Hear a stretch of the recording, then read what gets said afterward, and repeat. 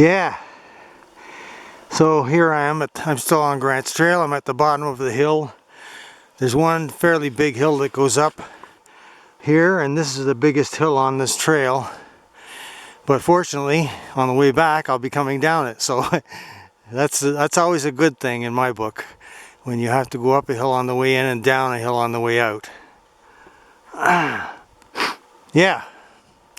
Well, it's helped me out because like I said, I already laid down a snowshoe track in here on that cloudy day when I came in here. I didn't go all the way around on that today because, like I said, I lost the trail and I couldn't find even a marker. So, but I checked my GPS when I got home and I saw where I went wrong. I wasn't even on the trail, that's why I didn't see any markers, but this trail is not marked all that well anyways, and of course I forgot my flagging tape. I would have marked it otherwise, but like I said, I'll put a track down now, and anybody else wanting to come in here can follow the track. Although when I get up on the top here, my track does go off trail, and I'll try to mark that some in the snow. I'll put an arrow or something in the snow. But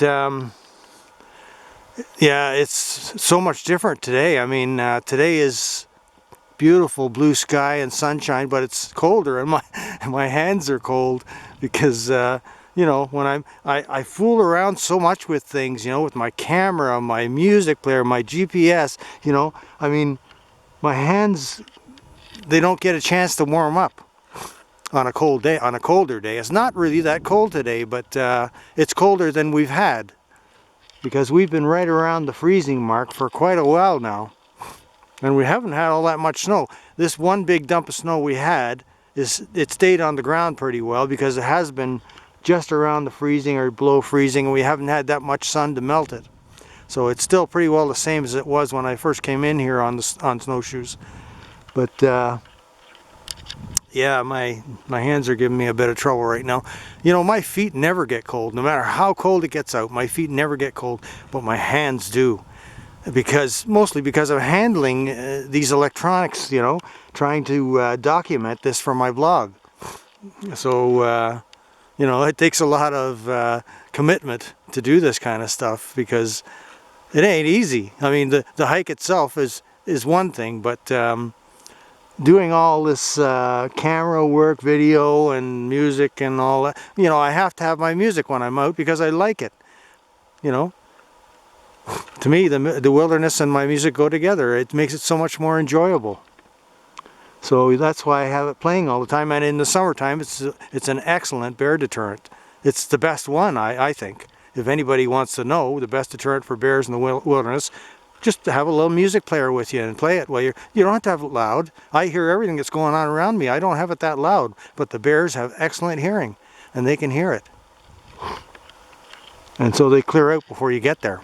Most of the time. If it's a windy day and the wind is making noise, or if you're beside a flowing river that makes noise, then they may not hear it. And that has happened to me too.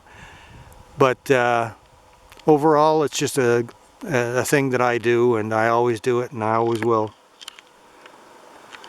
So yeah, I'm at the bottom of the hill. I'm ready to head up the hill now. Look back there.